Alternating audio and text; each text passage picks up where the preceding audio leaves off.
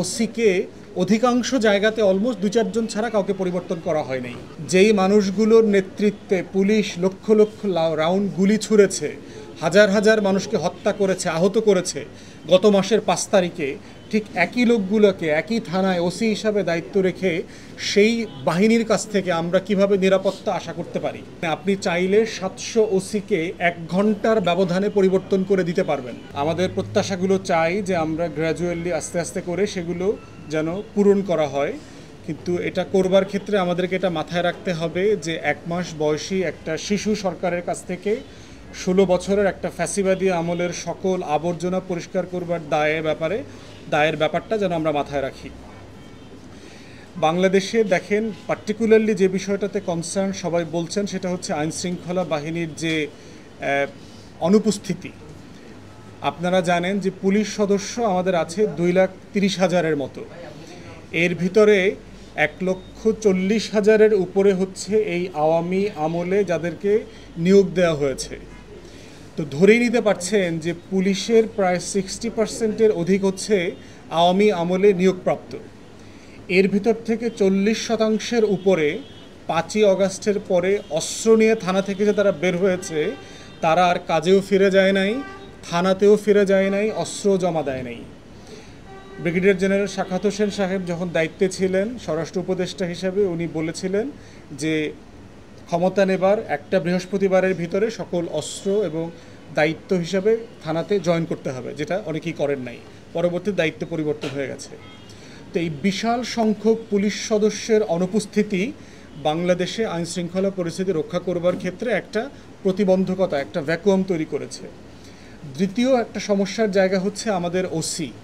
আপনারা জানেন যে আমাদের যে লোকাল পুলিশ স্টেশনগুলো, তারাই মেইনলি হচ্ছে স্থানীয়ভাবে আইনশৃঙ্খলা বাহিনীর যত ইস্যুজ আছে, নাগরিক সমাজের নিরাপত্তার ব্যাপারটা তারা দেখভাল করেন। আমাদের ৭০০-র মতো ওসি আছে, পুলিশ স্টেশন আছে, শিল্প পুলিশ আছে, ট্যুরিস্ট পুলিশ আছে, এগুলো সব কিছু মিলায় বলছি আর কি, আমাদের লোকাল উপজেলা থানার বাহিরে। তো এই ৭০০ ওসিকে অধিকাংশ জায়গাতে অলমোস্ট ২-৪ জন ছাড়া কাউকে পরিবর্তন করা হয় নাই। তাহলে লোকাল স্থানীয়ভাবে আইনশৃঙ্খলা পরিস্থিতি রক্ষা করবার যে দায়িত্ব, সেই দায়িত্বটা নতুনভাবে কিভাবে পালিত হবে?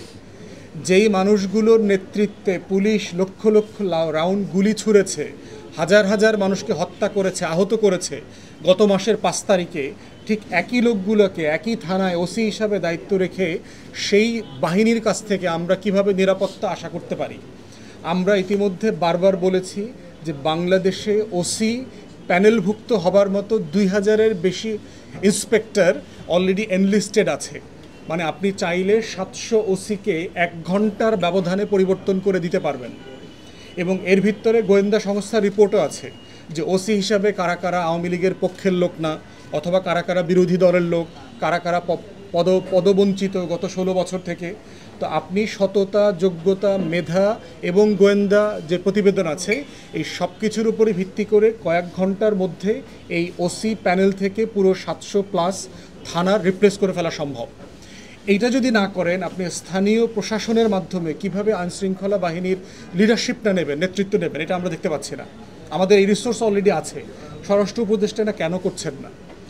তৃতীয় যেটা আইনশৃঙ্খলা বাহিনীর ব্যাপারে কথা, সেটা হচ্ছে আওয়ামী আমলে যারা গুরুত্বপূর্ণ কমান্ডিং অফিসার ছিলেন, বিভিন্ন জায়গাতে ডিসি, এসপি, কমিশনার, উপকমিশনার, যাদের নেতৃত্বে লক্ষ লক্ষ রাউন্ড বুলেট ছোড়া হয়েছে, মানুষ হত্যা করা হয়েছে, এদের অধিকাংশকেই আপনার চাকরিতে বহাল রাখা হয়েছে।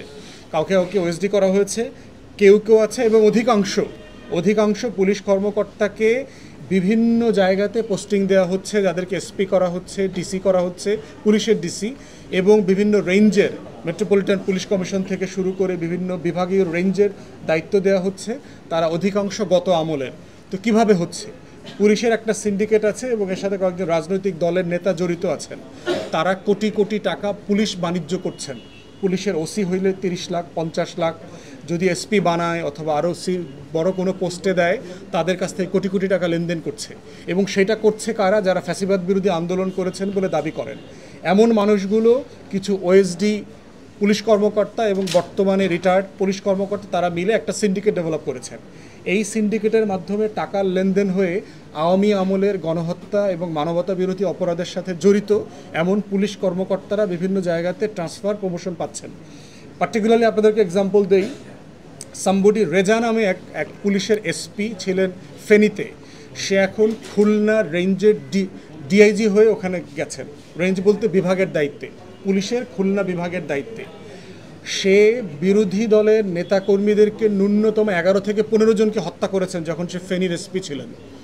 এই আন্দোলনে সে প্রচণ্ড নেতিবাচক ভূমিকা পালন করেছেন। তো এই মানুষটা গত সপ্তাহে কিভাবে খুলনা রেঞ্জের দায়িত্ব পায়, এবং আমরা জানি তার বন্ধুবান্ধব আছে বিভিন্ন রাজনৈতিক দলে, বিভিন্ন আইন প্রশাসনের ভিতরে তার গুরুত্বপূর্ণ বন্ধুবান্ধব আছে যারা ঢাকা বিশ্ববিদ্যালয়ে একসাথে রাজনীতি করেছেন, প্রচুর টাকার লেনদেন হয়েছে। এই সব কিছু মিলায়ে তিনি এই পদ পেয়েছেন। এখন এইভাবে যদি আওয়ামী লীগকে পুনর্বাসন করা হয় টাকা পয়সার লেনদেনের মধ্য দিয়ে, সেইটা একটা নতুন রাষ্ট্র বানানোর পথে প্রচণ্ড অন্তরায় হবে। এই তিন জিনিসের সমন্বয় হচ্ছে বাংলাদেশে আইনশৃঙ্খলা বাহিনীর যে অবনতি হচ্ছে এবং সার্ভিস নাই, সেবা নাই, থানাগুলো ফাংশন করছে না। রিপ্লেসমেন্টের জায়গায় আমরা ইতিমধ্যে পরামর্শ দিয়েছি যে 60,000-এর উপরে সেনা সদস্য, বিডিআর জওয়ান যারা এখন রিটায়ার্ড জীবনযাপন করছেন, যাদের বয়স 50-এর নিচে, তারা ফিজিক্যালি ফিট এবং তারা রাষ্ট্রের দ্বারা প্রশিক্ষিত যোদ্ধা এবং তারা শপথবদ্ধ যে রাষ্ট্র প্রয়োজনে ডাকলে তারা যে কোনো সময় কাপড় পরে চলে আসতে বাধ্য। আপনি কেন তাদেরকে কল করছেন না? রিজার্ভ ফোর্স আপনার যেখানে রিপ্লেস করা দরকার। দ্বিতীয়ত আমরা বলেছি বিএনসিসি এবং স্কাউট ক্যাডেট আছে লক্ষ লক্ষ সারা বাংলাদেশে, ওনারা ট্রেন্ড, ওনারা সেমি মিলিটারি ট্রেন্ড আছে। বিএনসিসিকে আপনারা জানেন যে মিলিটারি অফিসাররা ট্রেন করে, স্কাউটদেরকে ট্রেন করে। এই স্কাউট এবং বিএনসিসিদেরকে আপনারা ডাকছেন না কেন? ছাত্ররা 5ই আগস্ট থেকে 12-13 আগস্ট পর্যন্ত রাস্তার ট্রাফিক তো মেনটেন করেছে, ট্রাফিক তো তার থেকে অনেক ভালো অবস্থায় ছিল, এখন ঢাকার ট্রাফিকের অবস্থা তো আরও খারাপ। এই বাস্তবতাগুলো বিবেচনা করা দরকার, যেটা আমরা দেখলাম যে আনসার বিদ্রোহের সময় সরকার কীভাবে মিজারেবলি ফেল করেছে এবং শেষ মুহূর্তে ছাত্রলীগ যুবলীগ ডাকার মতো যেটা আওয়ামী লীগ করতো, তাদেরকে ফেসবুক লাইভ করে ছেলেপেলেকে ডেকে নিয়ে আসতে হয়েছে এই আনসার বিদ্রোহ দমন করবার জন্য। আমরা এটা চাই না, আমরা চাই এগুলোর ব্যাপারে রাষ্ট্র দায়িত্ব নেয় এবং ভূমিকা পালন করুক, যেটা করবার সুযোগ, অপরচুনিটি, রিসোর্স সব কিছু এই রাষ্ট্রের বর্তমানে আছে।